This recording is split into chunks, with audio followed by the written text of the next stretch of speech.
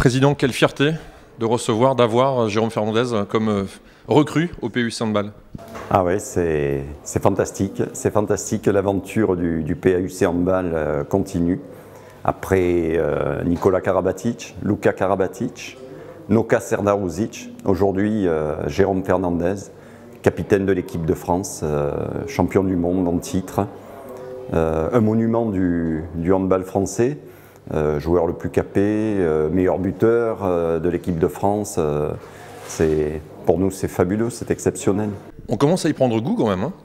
Ah, c'est certain, on commence à s'habituer et pour le club, c'est vraiment extrêmement positif en termes sportifs, bien entendu, mais en termes de communication aussi. C'est vrai que la ville en parle, on en parle déjà dans la ville depuis quelques temps, quelques semaines, depuis que les premières tractations ont eu lieu.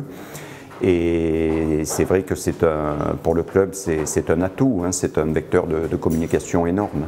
Alors comment le PAUC a réussi à faire venir justement Jérôme Fernandez, qui était sollicité, je pense, aussi de toutes parts?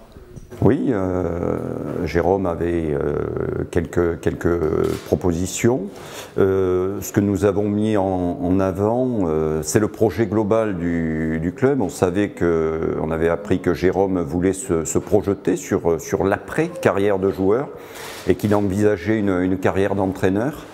Et bon, nous on a souhaité avoir ce joueur, cet homme charismatique, et à partir de là on a construit un projet pour le lui proposer, avec donc une année ou deux de joueurs pour terminer sa carrière, pour donc accomplir sa passion encore une ou deux saisons, et puis ensuite lui permettre de passer sur sa reconversion. Donc on a travaillé sur ce projet.